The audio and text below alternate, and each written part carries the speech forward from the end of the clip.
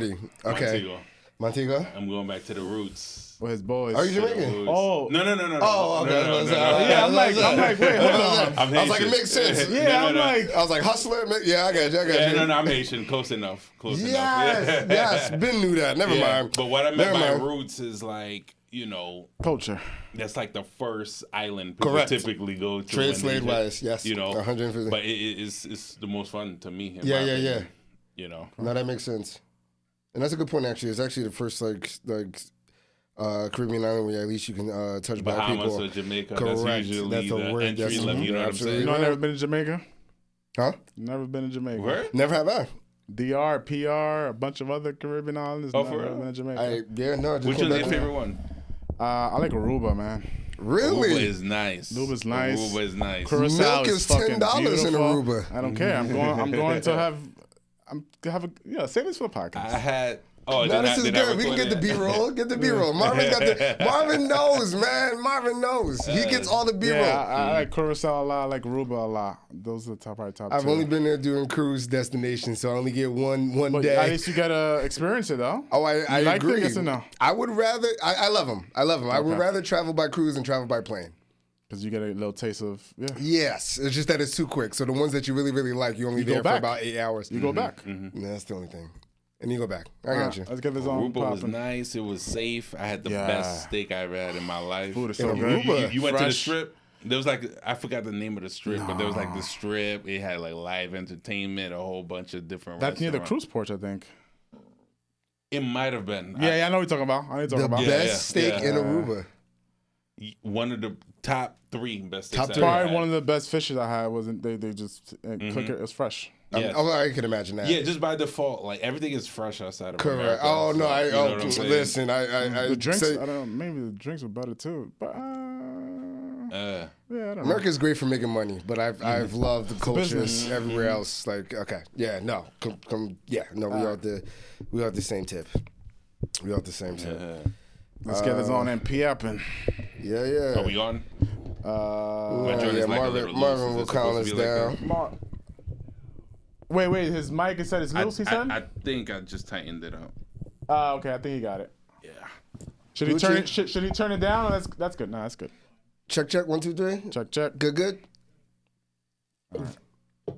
Let's do it. This episode sponsored by Red Bull. Nah, turn it over. Yeah. What's going on, everybody? On another episode of the Real Estate Blueprint Podcast, I am your humble host, Austin, aka More Than an Agent, here with my Dominicano hermano, John Does Real Estate. You know the question. How you feeling? What's feeling new? Great. I'm feeling better than yesterday. I'll be feeling better tomorrow. Okay. Love that answer. Give me one reason why. Because I'm breathing. Give me another reason why. My family. Give me one more.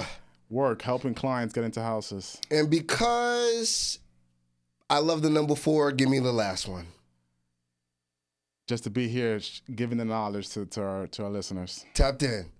I love it. Listen, as everybody knows, be sure to like, comment, subscribe, share. Keep pushing this info out. We're just trying to lead with value. Keep sharing everything because there's a lot of people that are able to take some of these actionable items and put them into work in which they are able to reap the rewards of their sowing. Today's guest I've known for a little bit. It's very interesting to see him transition into the real estate space. Nice. When I was heavy brunching. He remembers them days. Oh, absolutely. No, because it's going to lead into my first question here. Yes. But in my early brunching days, today's guest has always been a true grinder and a true hustler, and I want to break down the departments of business with him as we talk about it. But today's guest, I can honestly say, doesn't really need an introduction. Today's guest is literally, if you're not part of any particular social scene, he has tackled both the social leisure aspect, entertainment aspect, as well as the professional and business social aspects of it. Today's guest, my boy Erick Brice. What's up, boss? How are you? Appreciate it. I'm all right. Appreciate the intro. Yeah. Appreciate the intro. We definitely go way back. Way back. You're talking about 2017 days. The teen days. Brunch party promotion days. All of it. Yeah. So let's talk about that, right? So my first question, I've done it all, man. I know, right? So we talk about this all the time, right? Like people that are in real estate professionals, agents, mortgage officers, investors.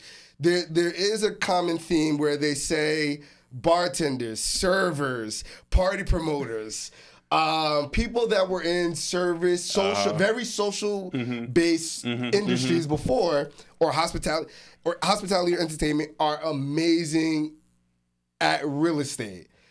Tell us how you made the transition and why do you think that is true? Because I haven't seen it be dispelled yet.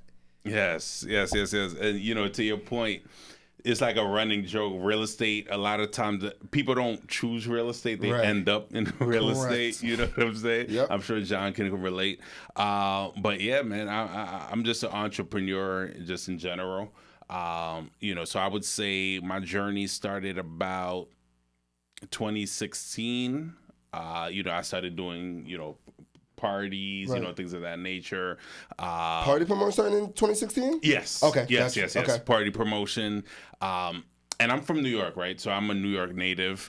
And I always thought, I moved in New Jersey when I was like 2003. I was like around 16 years old at the time. So I've been able to get a feel for both sides, both states, you know, and I always felt like, you know, I don't feel like Jersey has a brunch scene or, you know, a day party scene. At the time, you know, it was on the come of 2016, 2010. That day party scene was all the rage, right? So I'm like, why don't we do, I was working with a partner of mine at the time, and why don't we do something that caters to New York, something that can rival, you know, going to Manhattan and, you know, spending money on toll, looking for parking for an hour, you know, things of that nature, right? So I wanted to do that in New Jersey. So that's pretty much what I was doing, along with other jobs, you know. I'm Haitian. I always have like 2-3 jobs. I got you. Hustlers. Yeah. So my day job at the time was teaching.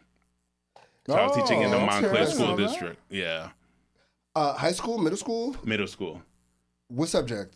So I was working with special needs kids, like children who had like autism or people, you know, behavioral issues, and they needed to include ABA them. therapy? Yeah, correct, you know, and just including them into general education, you know, and things of that nature.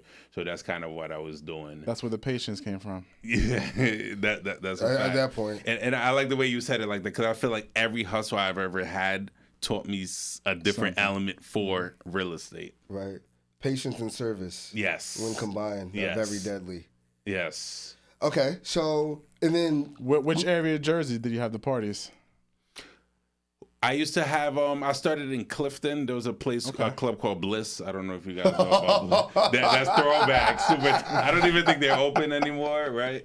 So that was like 2015, 2016, Club Bliss. We used to throw some day parties. It was massive. It was like a huge place. You know what I'm saying? I always been ambitious, right? That's a huge place. It holds like 1,000 people. Right.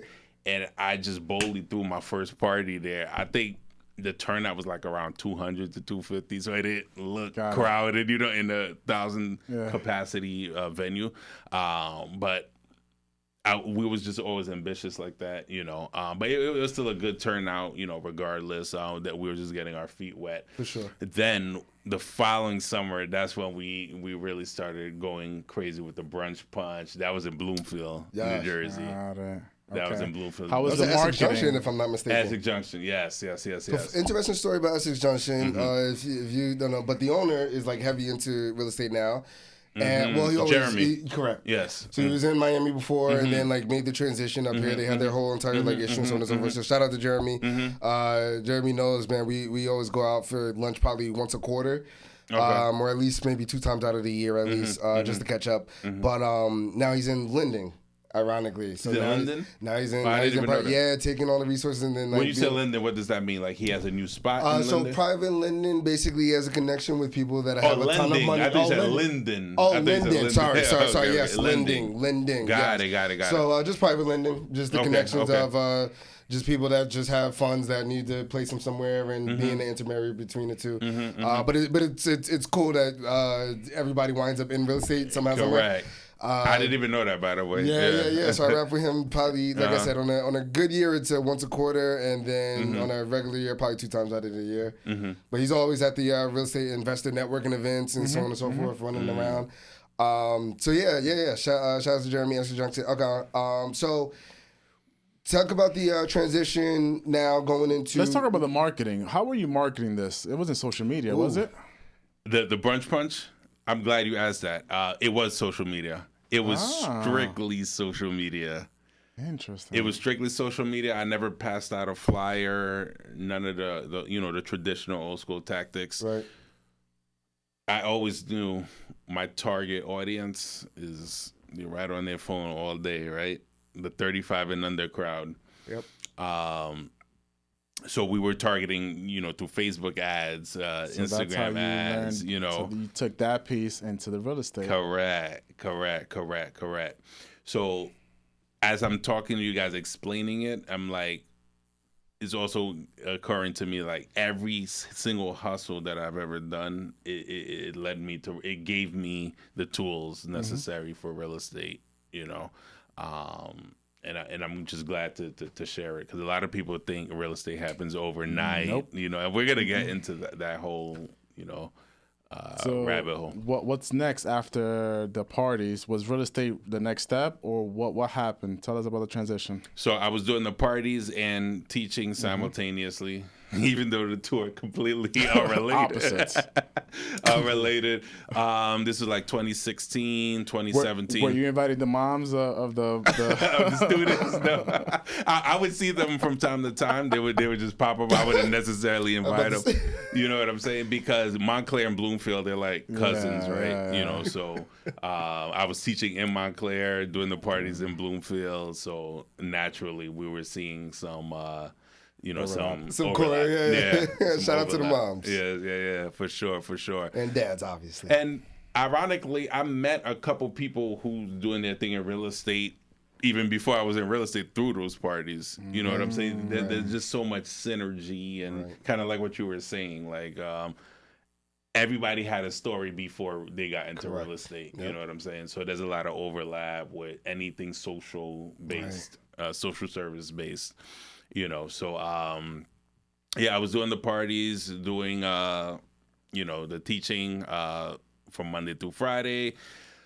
I would say about a year before I actually left teaching, I was flirting with the idea like I need something else.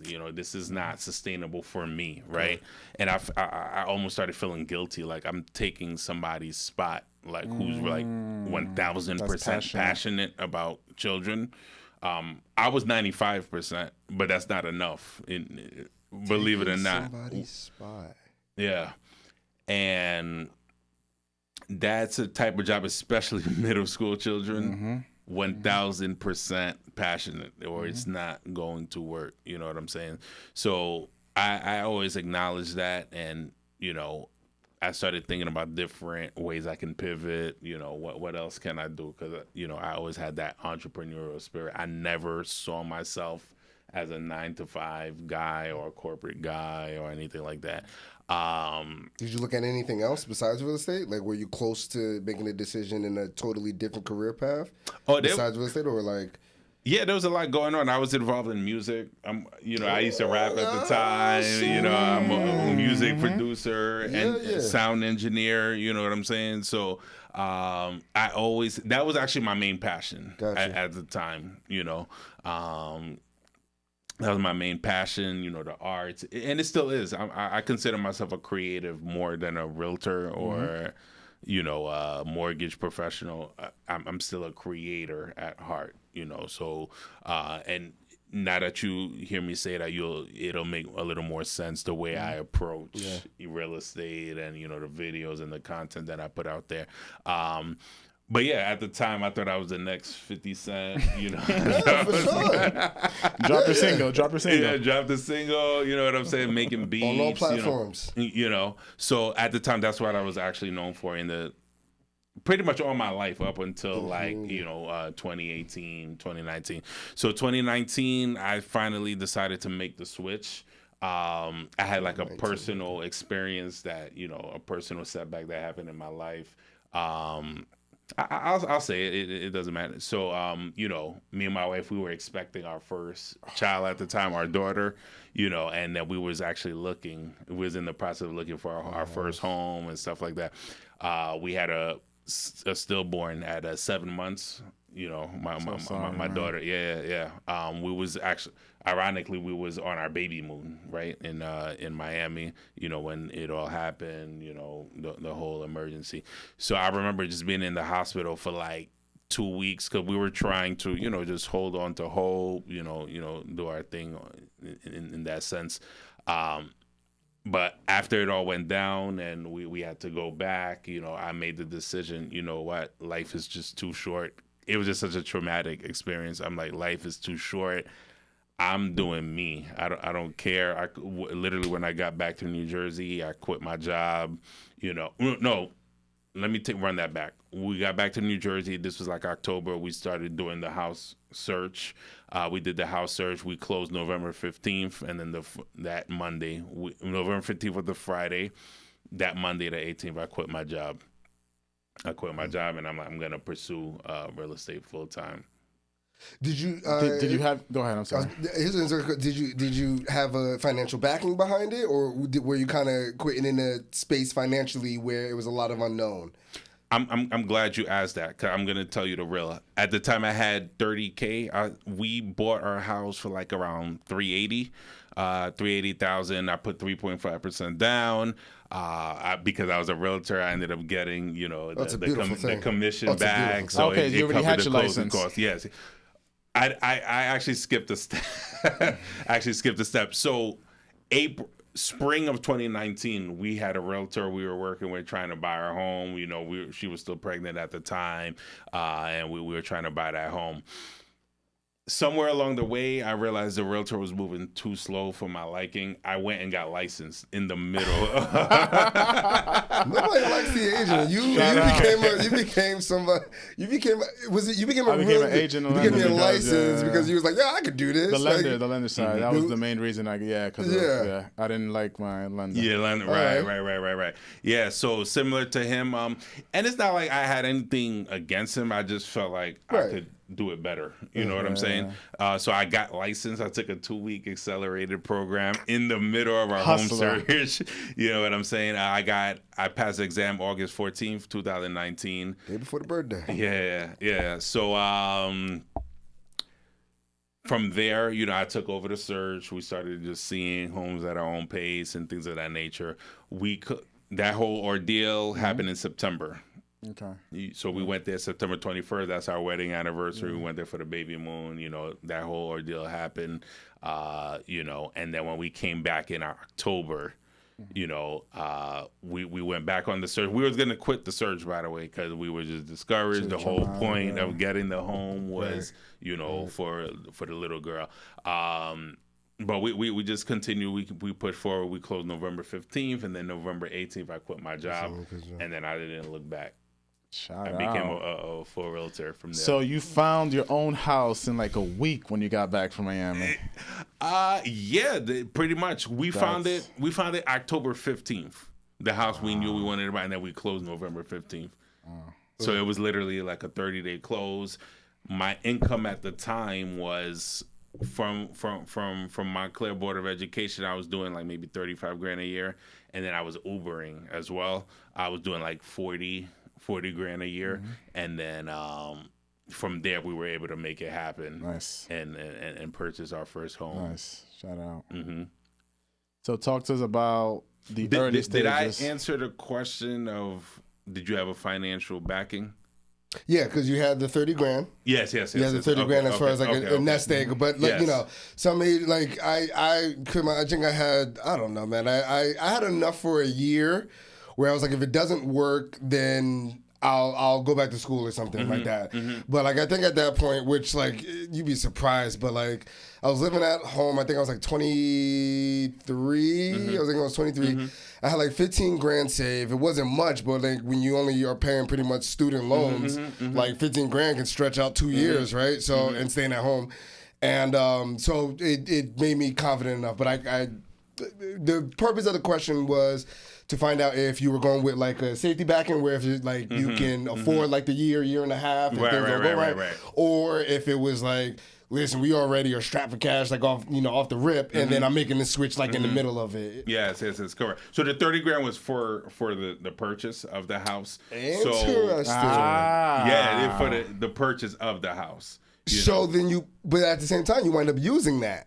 So I used half of it. I did. It was okay, because you got it back. Okay, he got realtor commission. Right, the so realtor you got it commission. Back. So it was like half. So I like ended up 15. using, You got to live off of. Correct. Okay. So your question, to answer your question directly, I had about 15 grand. Gotcha. By November 15th when I quit my job. November 18th when I quit my job, I had about 15 grand to my name. Gotcha. And for anybody that's listening, everybody's always asking questions. What's it like being a mortgage officer? Which is like being an agent? You know, should I quit my job, go into the business full time? Should I build on the side? So that gives. I asked that question to give some perspective to the to the listeners here. Okay. All right. Absolutely. Go ahead, boss. How was the beginning stages when that transition, the realtor? How was your first year? Man, my first commission. You popped out a scene out of nowhere. I don't even know where the hell you came from. I was like, I just turned up with him on Sunday. Right. I just turned up with him on Sunday. How the hell does he have more closing? Okay, yeah, for sure. You funny. I just turned up with him, and I ordered steak and eggs and everything, limited mimosas for 2 hours. And then now I woke up and I was like, how does he have 2 closings? I just saw it. I got you. Yeah, for sure. I love that question. So I started off doing rentals. Okay. I don't know if it was out of fear or if. So my plan was like, okay. Yes, you did. Without knowing anything about real estate, I just assumed leases and rentals, it'll be quicker money. Okay, if I could get 10 people in their apartments in 1 month, I'll get X amount, things like that. That's how I was going into it, right? So I started off with rentals. I closed my first, this is actually a funny story. I closed my first rental, $800 apartment. You split it half, right? $400 check plus the broker fee. I got had $300 to mine. It was like November. So this actually happened before my actual closing. So this is like November. My birthday is November 6th. So it happened November 5th. And then I got paid November 6th, the morning of my birthday. $300, but I was like happy. Yeah, I was like super happy. First closing. This is like tangible. Yeah. Okay, real estate can really work. It wasn't even obviously about the money. It was about, I did this and I got a check. You know what I'm saying? November 6th, my birthday. That same night, my wife took me to Atlantic City. I blew it all on the craps table. But that's another story. It's real estate. Real estate. Yeah. Or on what game? Craps. I'm a total craps guy. Okay. Yeah. Crap. I'm not a craps guy no more though, because I was saying, like that's how they have they still probably had $10 minimum tables. Yeah, correct. They did. That's a big fact. That's a big fact. And my wife, she hates gambling on top of it, so she's just watching me. She's like, I don't get this game. They just raking your money. Wait, they don't. You know what I'm saying? That's all she's seeing. But the point is, I was so happy. Yeah, I was so happy. I was with Caldwell Banker at the time. Mm-hmm. And it was the birthday weekend, so we probably could have turned that 3 into 6 into 9. I would have. That's what I was trying to do. You know what I'm saying? Yeah. Was that your first time playing craps? No, it wasn't my first time, but at the time I was like super excited because that was before online FanDuel and all this stuff. Yeah. So that adrenaline, was there. Live. You know what I'm the saying? Chips, man. Listen, I've seen. Yes, my favorite table game is craps. Love them. Love it. Now my favorite table is blackjack. Yes. Because I feel like that's the only game where there's chance. fair odds. You know what I'm saying? No, very good point. Blackjack or baccarat? It's like Baccarat baccarat has the highest odds though. Oh, okay. Baccarat has I did hear that before. Baccarat has the highest did hear odds that when it comes to before. like table games. Blackjack is right behind that. Craps is the table. It's just for the energy. It's an Yes, and energy the thing. You know what I'm like saying? everybody's like on the same team essentially. Everybody rooting for you. Exactly, You know what I'm saying? man. So I do it Exactly. for the energy of it. It's not really about the odds. Yes. Here's an interesting question. Did you play sports prior to, like middle school, high school? Did you play sports or anything like that? Because usually where that team camaraderie comes from is from.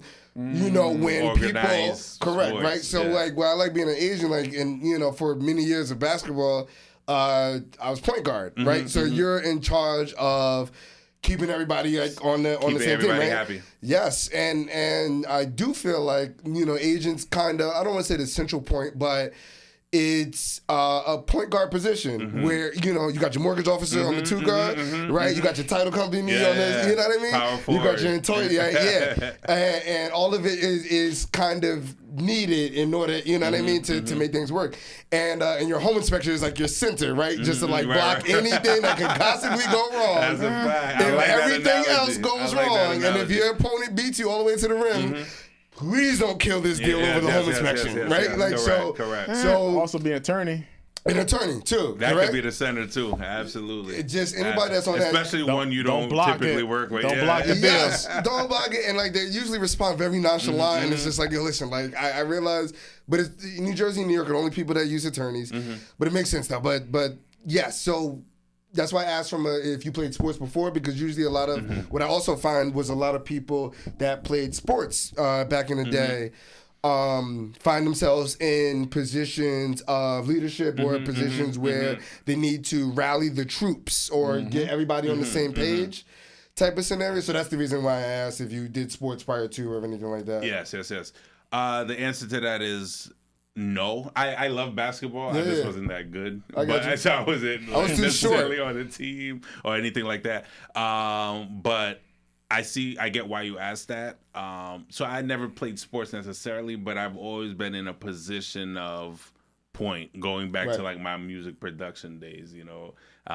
So there's always was, you know, rappers, you know, the hood dudes on the block. Yo, E-Rock, I need beats. I need a point of service. I've always been in a position of service, right? Okay. So, yo, I need beats. What's up with the beat? Why you being stingy? Yo, can you mix this down for me? This song, we just did it. Right. I don't even think that's a thing anymore in 25. I think AI probably masters music. Jesus you know, Christ. I don't even know. I'm not tapped in as much anymore. But at the time, like that role was very. You see, your guy, you know, mixing the vocals and you know making sure everything is crisp. You know, things like that. That at the time, that was a service people were paying for it. Right. It was very valuable. That's a good point. Just So like run us through the realtor life. So how did you grow the business and start up your own brokerage? Yes, absolutely. So yeah, as I mentioned, I was doing like rentals from like November, I would say, to June, and shout out to my 2020 clients, my pandemic clients. I always call them the OGs because that was a special moment in time. You know what I'm saying? There was a lot of uncertainty. The pandemic, everything is uncertain. Rates were like 0% pretty much. You know what I'm saying? Because nobody would have guessed that the market would bounce back, right?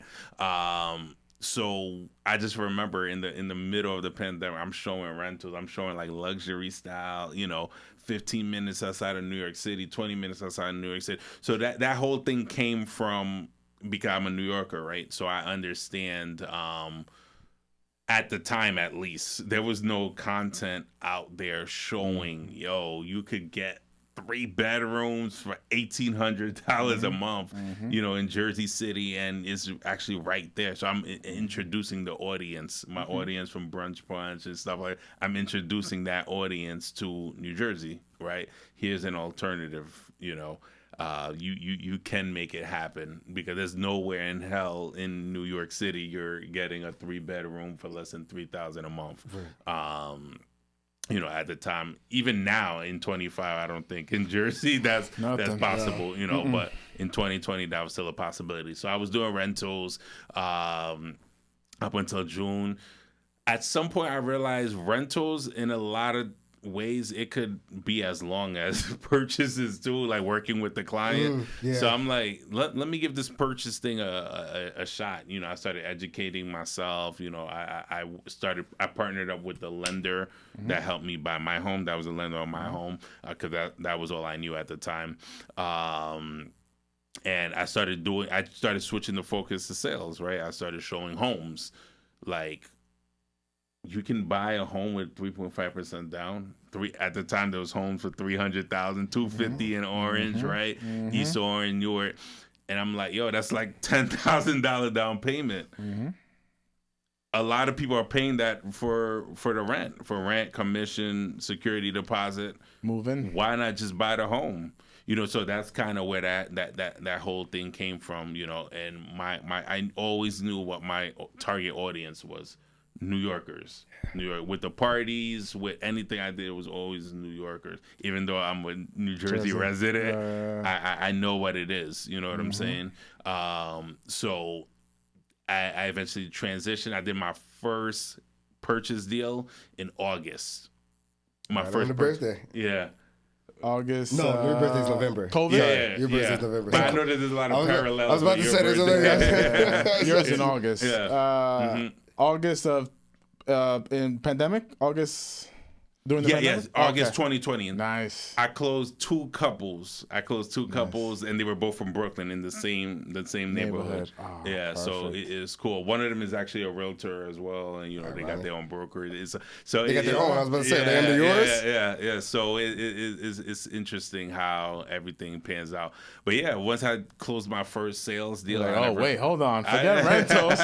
Forget rentals. I never looked back. From there. You just went full on marketing, social media, and it was a wrap. It was a wrap. In all the departments of a real estate business, right, or any particular business, right? You got sales, marketing, admin, accounting, research and development, whatever the case. What do you like more, the marketing department or the sales department? Do you like more so creating and bringing the awareness and the attraction to your business?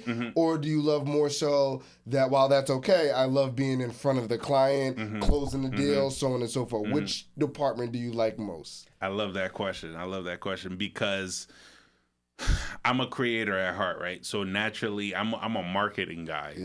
First things first. That's where I find the most joy and fulfillment, like getting people excited about home ownership. You know what I'm saying? Home ownership was always around. It's not like any of us invented home. The idea of buying a home, but I wanted to make it look fun and easy. Fun and simple. You know what I'm saying? Those are two basic human elements that everybody can relate to. Fun and simple, like breaking it down in layman's terms. You know what I'm saying? Because prior to me getting in the industry, I didn't even know how to get in contact with a realtor. I never knew personally of a realtor.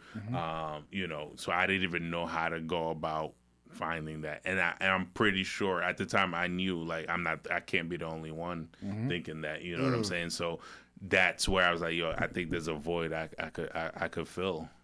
And that's why you have there's always dancing and having a good time at your closings. Correct. And that's what people see. They're like, I want to have a good time with him. Correct. It's about creating that experience. And that's the foundational element to any successful business, in my opinion. Just 100% creating a unique experience. No, man. No, it makes sense. I mean. For the party promoting aspect, you can find any particular club or whatever the case, but on the flyer, like, there's always like the pretty chick with so on and so forth, right? Like, it's never like the handsome, successful man, right? But there's a reason why, right? So everything has its pitch to making it fun and simple. To be honest with you, that's good. That's good, and I love hearing the topic about it because as Soda will know, like, some of our guests, I become selfish off of like.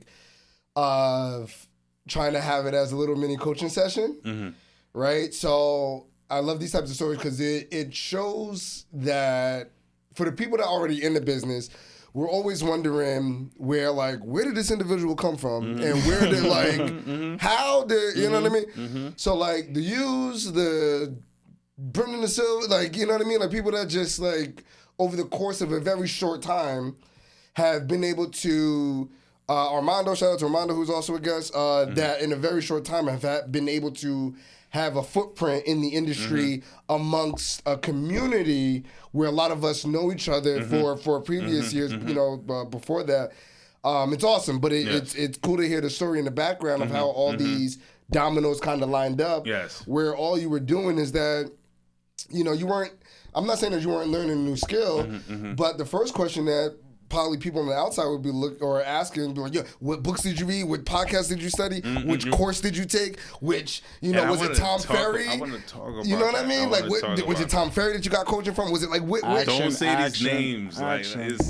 But that's where most people really have the, that's where they get it from. Yeah, because people want an easy way in or easy way up. There isn't an easy way up.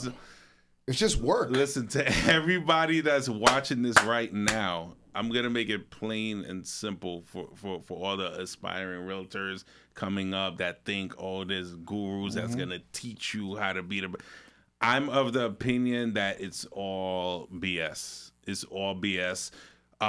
First of all, real estate is not for everybody. Let's just start there. You have to be honest with yourself. Just because you're seeing other people successful at it, that doesn't mean you're ready for not seeing a paycheck for 2 months. That doesn't mean you're ready for clients hitting you up at 11 at night and juggling it and this and that and deals going astray and all of these things that come with real estate. You know what I'm saying? A lot of people they're looking at social media, they think it's a glamour job of some degree, and I could do it, he could do it, I could do it too. You know what I'm saying? I'm of the mindset nobody can teach you real estate. It's just it's a byproduct of being a hustler. It's either it's in you or it's not. I've never, it sounds crazy saying this, but I've never attended any coaching session. I've never attended any meetings when I was with, the Caldwell Bankers, the Compasses of the world, sales meetings. And I never participated in any of it. And I'm not saying this to brag or anything like that. I'm just saying I always knew whatever I'm gonna get out of this is gonna be from my efforts. You know what I'm saying? And a lot of they don't understand this concept. You know what I'm saying? They're thinking somebody's gonna teach and give them some trick or tell them the secret. So I tell my agents, there's no secret. I'm gonna repeat the same thing to you over and over and over. That's why I don't really have meetings like that, within my brokerage. We do huddle ups just to keep things fun, But as far as coaching sessions and things like that, it's very straightforward. You have to show you have something of value, right? You nobody can teach you how to be valuable to other people. You know what I'm saying? So, and that's the thing. You have to look at it as giving value to the other person. Don't look at a number. If you look at a number, you're not gonna have a long term in this industry. Correct. So it's there's nobody that could teach you step by step. Okay, you're gonna do this, do that, and then you're gonna become Austin.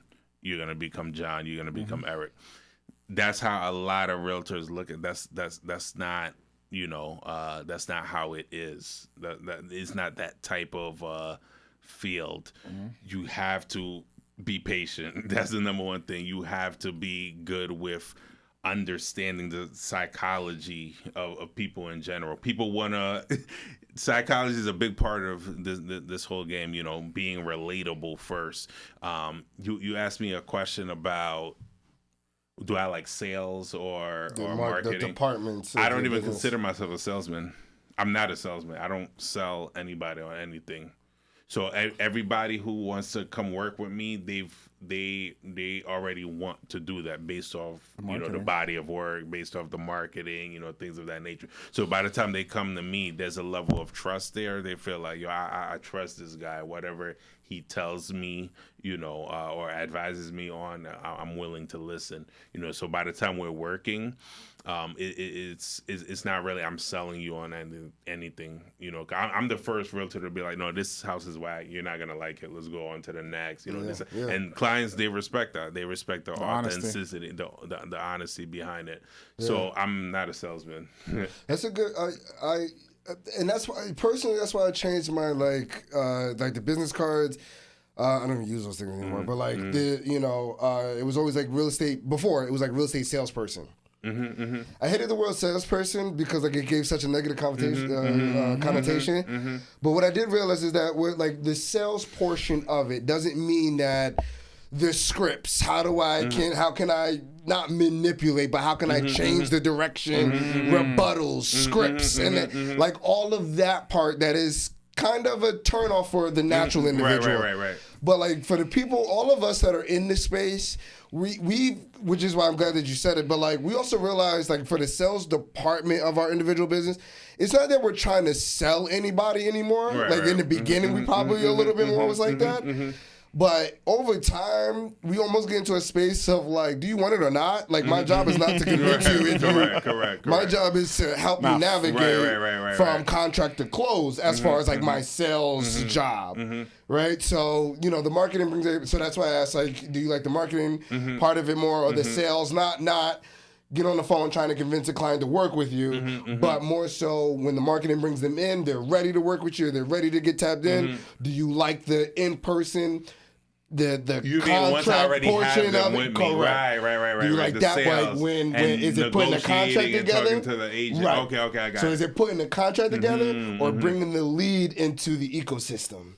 It's still marketing. Yeah, it's still marketing. Well, you answered the first time. I didn't think it was going to change. I got you. He was trying to sell it for you could change your answer. No. It's still the marketing. Just trying to be more than an agent out here. Okay. Marketing is everything beyond real estate. Any business owner, it's all marketing. You need to get people emotionally invested in what you're doing. When you met your wife, you had to market for she can like you, right? That's a fact. Marketing is everything. Marketing is everything. I personally, what they talk about in there, like sales is everything. No matter if you're trying to convince like a significant other, spouse, or whether when we were. And that's another topic. I know we're running. We're okay.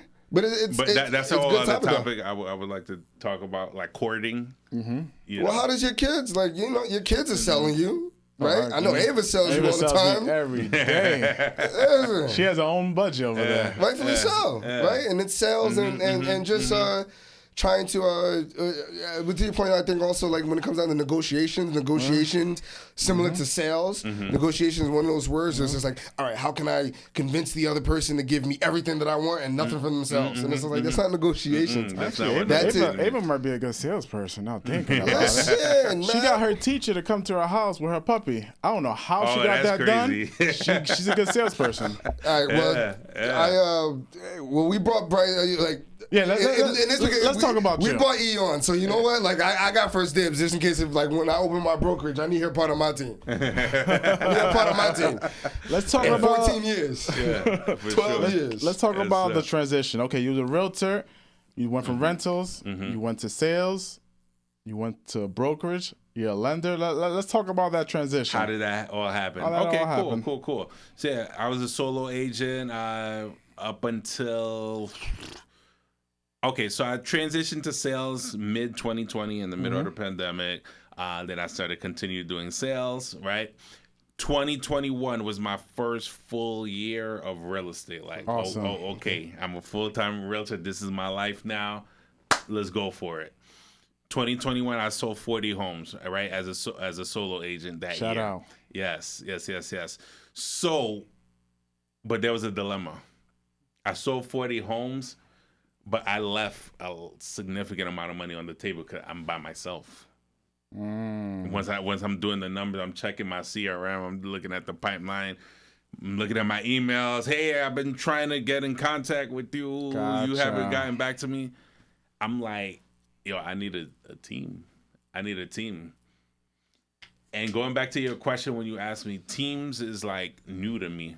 I've always been like running like a kind of like a tennis player rather than a basketball player. Correct. Like I've always been a part of a sport where I'm a one-man team. You know what I'm saying? Yeah. So this was like new for me, but I knew there's no way, if, ands, or buts about it. I need a team, or I'm gonna be continuing to lose a lot of business, and I can't service a lot of families. You know what I'm saying? So top of 22 comes, and I put it out there. Hey, I'm looking for a team. I'm with Compass at the time. I need a team. I'm looking for team member. I'm looking. Hey, you're in a brokerage. You need a change of scenery. Come talk to me. Email me. You know, that whole thing. I started off with about 8 team members come March 22. Nice. Right. Simultaneously, I was getting my license in London because I already knew. Okay, I'm gonna reverse. So sorry, you was getting your license in where?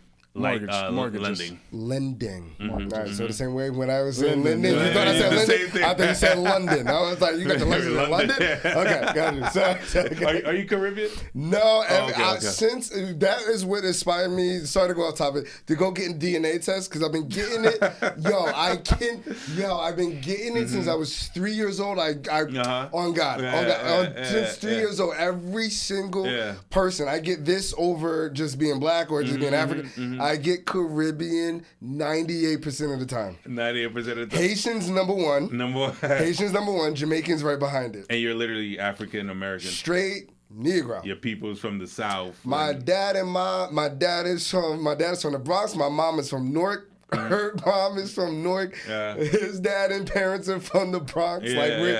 Bronx, Long Island. Like if I go 3 generations back, New York and New Jersey. Can't even make it up. Right. But that's why, that's why I did the DNA test. Right. When I talk, do you guys hear Caribbean? Yeah, you're good. Yeah, absolutely. I don't hear it, but everybody say, "Oh, there's a little flavor there." When I'm in Atlanta, they be like, "Yo," or Florida, they be like, "Yo, you talk fast." Yeah, that's different. That's natural. Oh, was that in New Jersey then? Yeah, that's up anywhere. North, East Coast it's up thing. north. Okay.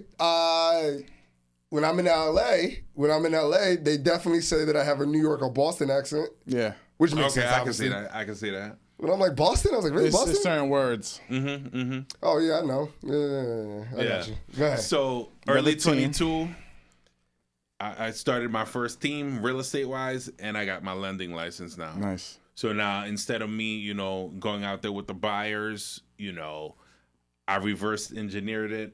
I'm going to pre-approve them. And then I'm going to send it out to the team members. Because I always felt like that's where my true value was anyway, as a realtor. Breaking down the numbers for the average person that don't understand. You know what I'm saying? And then I realized, just like you, there's a lot of terrible lenders out there. Terrible. Like, they don't care. Like, it's like we throwing anything at the wall, whatever sticks, let the underwriter kill it and the knife out. I don't understand that concept. That doesn't make no sense. Why would you waste your realtor's time like that? Right. So that was always my thing. I'm gonna get into lending and I'm gonna do it the right way. I'm gonna vet these people. My pre-approval is as good as a final CTC. You know what I'm saying? At least that's what my mentality is. Until this day, 3 years later, I've never had a deal die because the client didn't actually qualify. It died for other reasons, inspection, cold feet, whatever the case may be, appraisal. But it's never because, wait a minute, who pre-approved this guy? What kind of income calculation is this? What do you mean? I'm saying. Oh, right. Correct.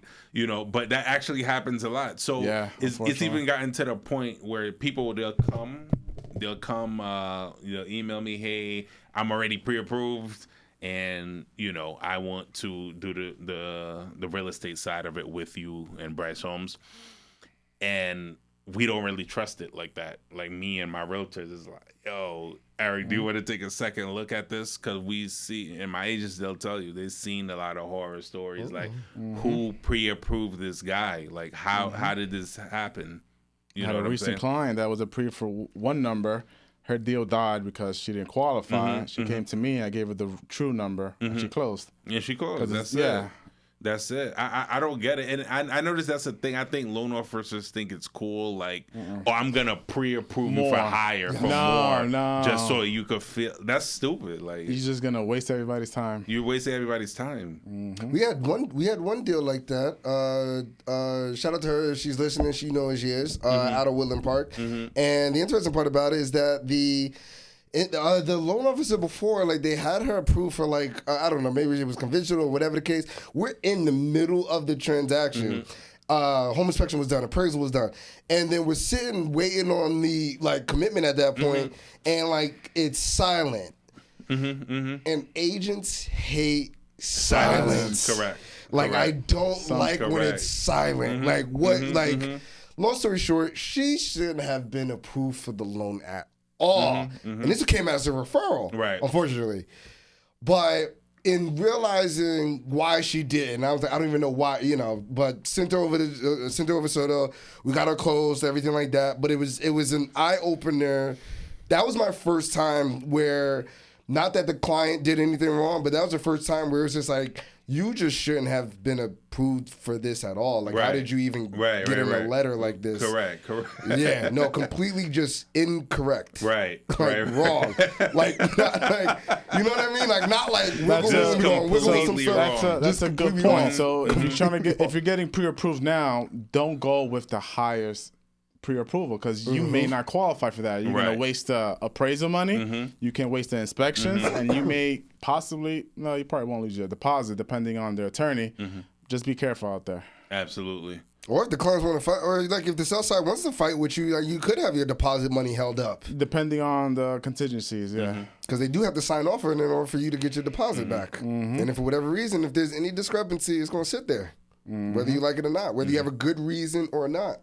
You still need the other side to sign off on it. Is it still a hard stop at 2, or do we got we good? Okay. Marvin's holding me down, but go ahead. Okay, we like to be respectful of Marvin's time. Shout out to Marvin. Not too much. Shout out to Marvin. Okay, I got you. So we got 5 minutes. What you want to talk to the audience? Just in case we miss anything. Okay, cool. So yeah, I started my own team in 22. How many people are on the team now, or the part of the brokerage now? So, between all the states we're licensing, about 35. 35, okay. It's about 35 agents. It actually used to be like way more, but I strategically wanted to. We're gonna have to bring you back for part 2. Yeah, I already figured that out, because we didn't even get to the I definitely get that, so I have no problem coming back. Next Thursday, and then we'll just clip it. I'll wear the same thing. And That's it. Give us more content. No, you're not about to make us be straight in the sales when you excelling in marketing. No, we're gonna have you on a new set. We're having a new set, sure. And it's gonna be 2 episodes, and we're gonna have a ton of content. Part 1, part 2. Great. That's release it back to back. That's great. So what made you So we start the brokerage. We got that going on. What has you expand in the other state where most real estate professionals consider this more of like a hyper local business, right? Like what made you go to? Because you're here and you're in Florida, if I'm not mistaken. Yes, New York too. Oh, okay, yeah. Well, New York, here. New York is one of those first things where like people are like, "Yo, should I get my license in New York?" But like, the expansion of it. New York is understandable, right? But like, what made you go out to Florida, which is a totally separate, total. Yeah. Yes, and I like that question. So I'm licensed in New York, New Jersey, Connecticut, Delaware, DC, Maryland, Virginia, soon to be North Carolina, Florida, California. I closed my first deal in California about 2 weeks ago, 3 weeks ago. Yeah. So that's on the lending side. On the lending side, yes. So like, on the lending side. So the lending side, okay. Thank you. Great question. Because then the agents, when they're operating, are they able to go where? New York, New Jersey, Connecticut, Florida, or like where are they able to like conduct business? So I always been big on expansion. Somewhere along the lines of my desires to open up my real estate brokerages, I realized if this is about expansion, maybe lending might be easier to expand to different states. Yep, absolutely. And I can essentially achieve the same thing anyway, And part 2 is going to be crazy. I'm gonna get into the the cons, pros and cons of being a broker and all that other stuff. But my expansion mentality now is on the lending side. I could essentially achieve the same thing. Yeah. The referral business, I'm loving referrals. Connecting with different realtors from different states, right? California, right. Texas, North Carolina, Delaware, Pennsylvania. You know what I'm saying? So instead of being responsible for agents, right? Because that's what you are when you're a broker. You're responsible for their license. Now I want to collaborate with agents. I want to collaborate with agents now. And that's not gonna make sense to you until you hear part 2. No, it makes perfect sense, honestly, because like as it's almost the same thing for like all the agents that turn investors, right? And now you're able to turn your colleagues into your allies, or your potential competition into your allies. Correct. But that's why like everything that me and Soto does, bro, we're never in we're always in a collaboration mode, man. We bring people that are specialized in lending. Obviously on agents, right, where like people that's listening, they can choose between 2 individuals. But at the same time, I'll never consider it either, competition in this particular space, because there's so many places that we can continue to add value across the entire globe that makes it worthwhile to continue to provide valuable content and valuable information to the masses in general. So definitely and I think most people need to kind of act like this, because like, when you look at what's going on in Silicon Valley, like you're gonna get like when these monopoly gigantic corporations, y'all have 2 choices, right? Y'all can all start y'all campaign to try to kill each other, or y'all can collab with each other. And that's the thing with like Facebook, Google, like all the tech companies. Like, what are y'all gonna do? Like, y'all gonna keep going until y'all eventually kill each other off, or you're gonna find ways to collab with each other. But it's a major big thing. We definitely believe in collaboration over competition. Okay, to start our descent here, thank you so much, Marvin. Brice, let's just talk about where everybody can find you at. And then if Soto has a last question for you, where can people find you, your team, your moves, your dedication, your passion, your energy, your philanthropy? Yes. Where can people find you at? Yes. So you guys can find me at Instagram at I am Eroc, IAMEROC. YouTube, I am EROC. That's I'm Eroc on YouTube. TikTok, IAMEROC, and then our website, bricehome.com. We have all the heat in New York, New Jersey, DC, Maryland, Virginia, and Pennsylvania on that website. Any last minute questions? No, I'll save it for part 2. Favorite lead generation strategy now? Referrals? No. Organic. Okay. Social media? Okay. Yes. I find this is stark difference. Cause remember, I told you I'm not a salesman. I don't want to sell anybody or anything, right? Whenever they don't come from my direct pipeline, I feel like there's a sense of I have to convince you to work with me. Yeah. And that's just not me, because I'm not a salesman. I can't convince you to work with me, or at least directly. Correct. That's not what you know what I'm saying? Right. Some would say you already sold them with just your marketing, technique, things like that. But during the consult, I'm not trying to sell you.